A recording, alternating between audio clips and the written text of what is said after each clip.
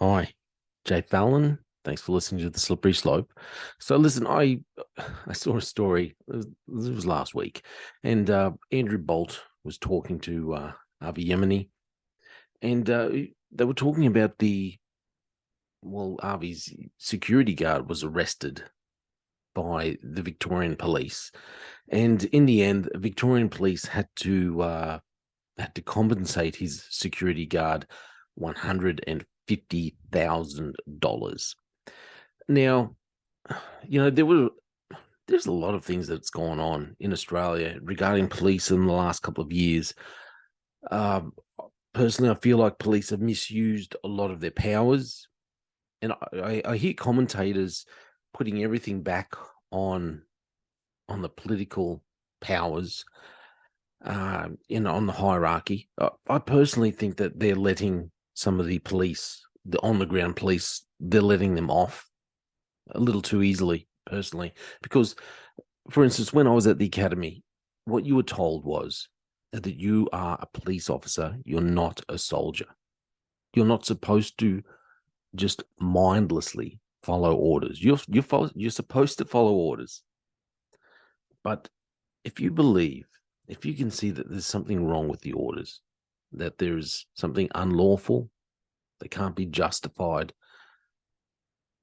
immoral, unethical, it's up to you to stand up and question orders. You're not a soldier, you're a police officer. And I believe police officer, from constable to senior sergeant, not sure about the rest, the other grades, but yeah, your role is to serve the community where you're living. That's your role, to serve the community, to uphold justice, to uphold law and order. It's not to bully. It's not meant that you can intimidate people. These are the things you're not supposed to do. So I was listening to this report. I'll see if I can share some of the videos that I saw. But so Avi Yemeni talking to, well, the one I saw was when he was talking to Andrew Bolt about the security guard. So I'll bring this up and I'll share this for you.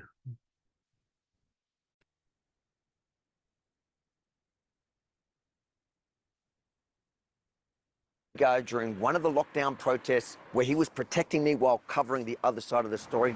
Well, today I can reveal that the matter has finally settled, with police forced to pay a massive 6 figures in damages.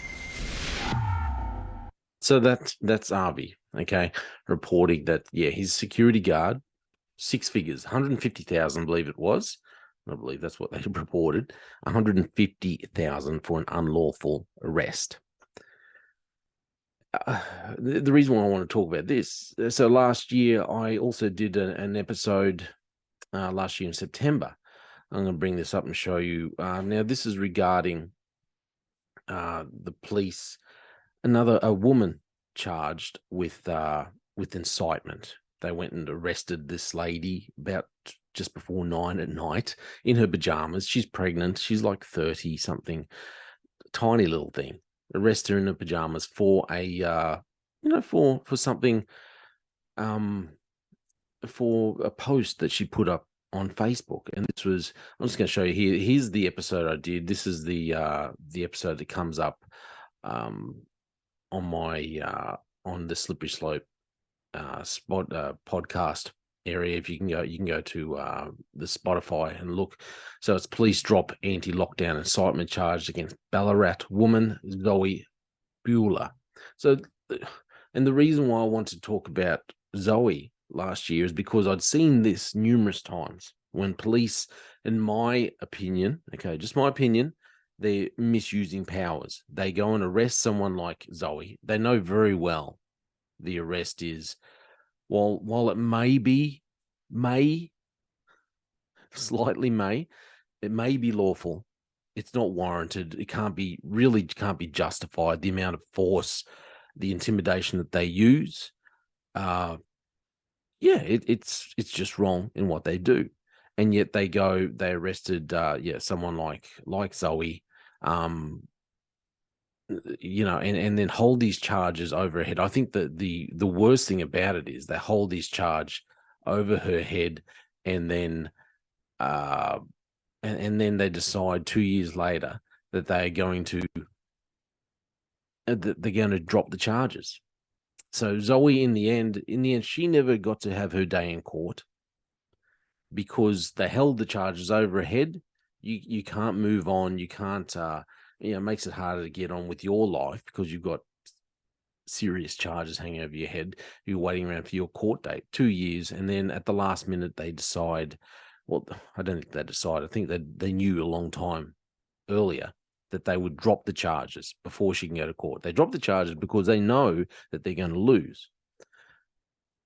So you had that. Now you also had in the state of Victoria again. You also had the pastor who was arrested, again charged with incitement. He was also held. He was also held in solitary. No bail, held in remand for 7 days, I believe it was. But here we'll listen to Alan Jones talking about this. Australia. Monica, well done on the interest you've mobilised, but there's some dreadful stuff going on, isn't there? What is the story about Pastor Paul Furlong?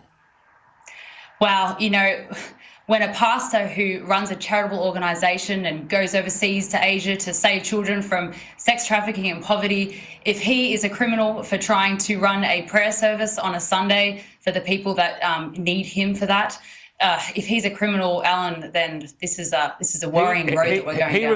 He refused, Monica, to close his church. So he's now, I believe, in custody without bail? That is correct. They actually raided his home as well. They actually arrested him before the service, so the service did go on without him. But yes, he's in custody without bail, and he's not pleading guilty to incitement because he doesn't believe that's a crime, that he's committed a crime. So there you go. So you had this all happened, during the COVID lockdowns or whatever, about 2021. 2020, 2021, you had the pastor arrested. You had that Zoe Bueller arrested. Incitement. You had Avi's security guard, on the ground, handcuffed, unlawfully arrested. Oh yeah, okay, we'll give you $150,000 payout.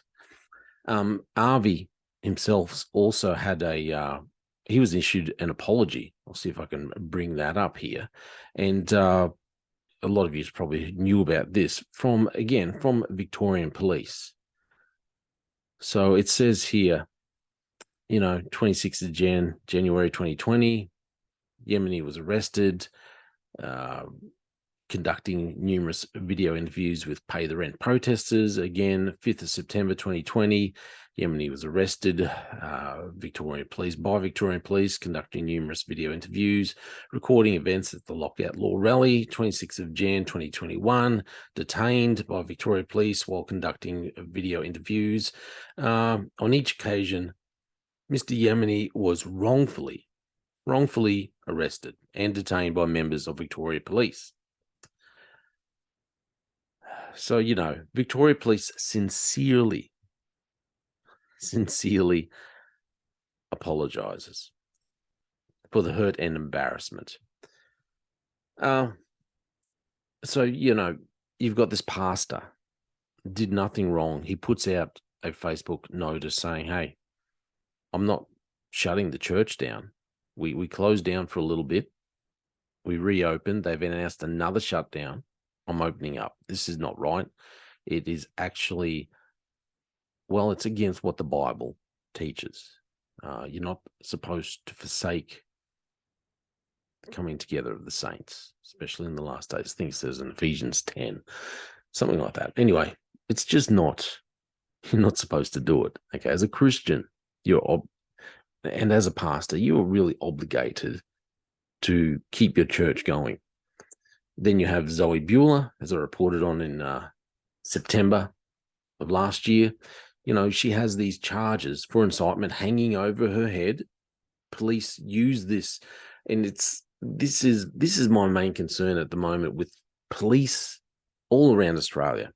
The government using police as their own personal army, military, using them to go and crack down on innocent people, ladies wearing pajamas who are pregnant, little things who are like, 5 foot nothing. Let's go and arrest her and put handcuffs on her at 9 o'clock at night. And then they'll just hang those charges over people as a way of controlling people. The pastor wasn't allowed to talk about anything, not allowed to discuss anything with Avi's security guard. He was arrested unlawfully, given this good payout, $150,000. I hope he wasn't hurt, because if he was hurt, if he was injured, $150,000 isn't enough. But anyway, given $150,000, still he's not allowed to talk about it. He can't talk about it. Avi went on and did a report about it, but the security guard, I believe, from what I've heard, he's not allowed to discuss anything. And then Avi himself, who was apologized for being arrested or detained, was it 3 times? Unlawfully. So you've got all this. And then let's look at this story. The Lord's Prayer could be dumped from Victorian Parliament. Again, Victoria. So this happened, I believe it was just last week. So Victorian Parliament returns for 2023. MPs will once again rise to the Lord's Prayer regardless of their religious beliefs. But days appear numbered for the long-standing tradition. And now the Lord's Prayer. The government, they don't want the Lord's Prayer. The Andrews government, Labor governments made an election promise to workshop a replacement for the Lord's Prayer at the start of this term. The commitment was brokered after crossbencher Fiona Patten pitched a motion in 2021 to replace the prayer in the upper house with a moment of silent reflection, a move back by some religious figures. Ms. Payton, an atheist, lost the upper house seat, but has initiated a petition to encourage people. So she lost her seat. And they're still running with this petition anyway, to write to Premier Daniel Andrews and Attorney General Jacqueline Sims to honour their promise.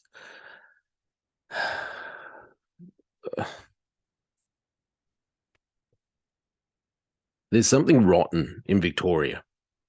There's something rotten in the Victorian government. There's something rotten in our police. And not just the police in Victoria, and the police in the whole nation at the moment, I believe. Police, as we could see with all those examples in Victoria, are quick. For one, I just don't know. I find it hard to understand whether they just don't know the law and they don't know what they're actually allowed to do, or they know and they just don't care.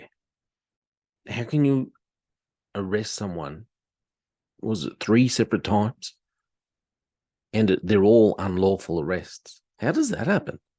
And then you arrest his security guard as well, and that's an unlawful arrest, and you have to pay $150,000. How can you not just arrest, go to a woman's house just before 9 at night, because that's when the warrants get kicked out, and then she's in her pajamas, she's 5 foot nothing, you got 4 people standing around, you put handcuffs on her, she's pregnant, and then you just leave those charges hanging over her as a nice little reminder, a nice little threat for 2 years. You arrest a pastor for incitement because he said he's going to have church tomorrow.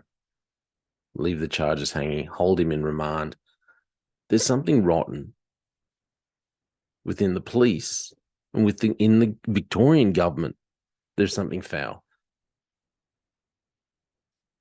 I think what it is their disdain towards God, towards the Bible, towards anything holy.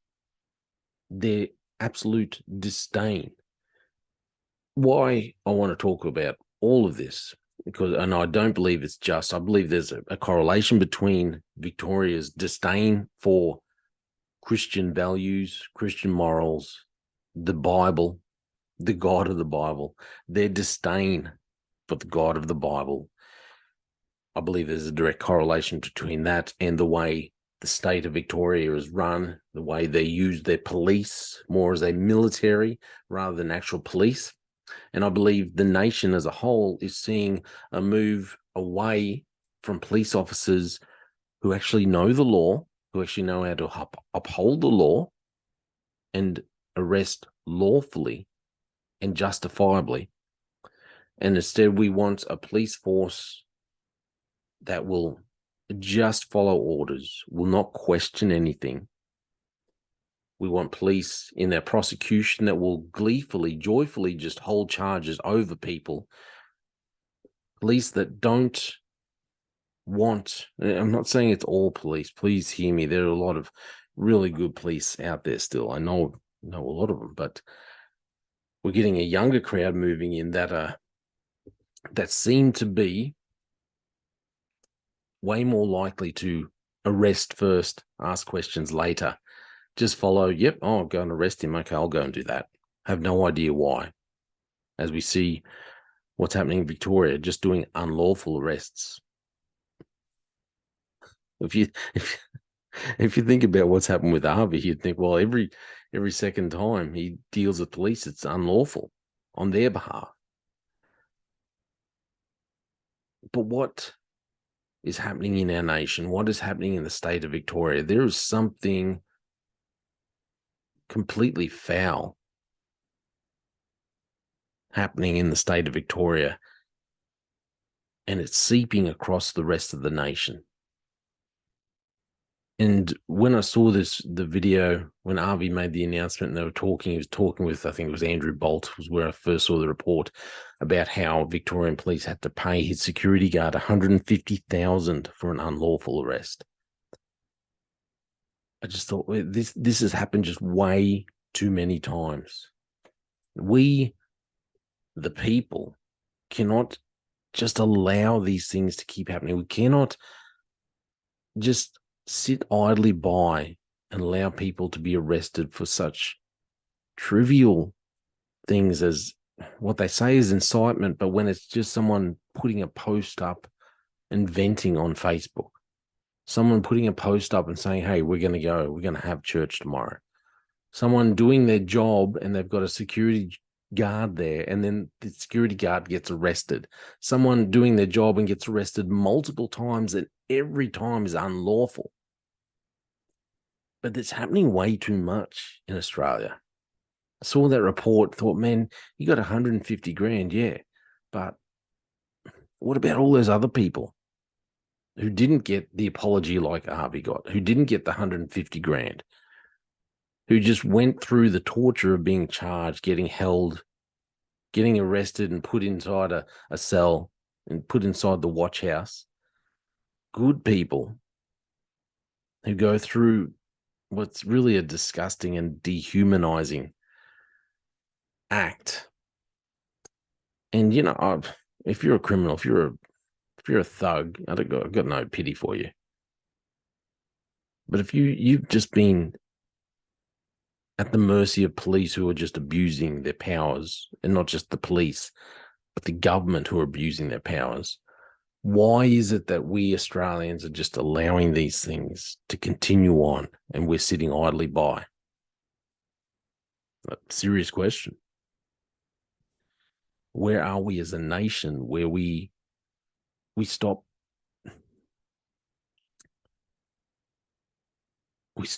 pushing back? And I don't mean pushing back unlawfully and causing harm to other people. But, we stop pushing back and making a noise, making our voice heard, pushing back and saying, no, we cannot just allow the government and the police to just keep moving on and just forget about the sins of the past, which is only 1 year, 2 year, and 3 year ago.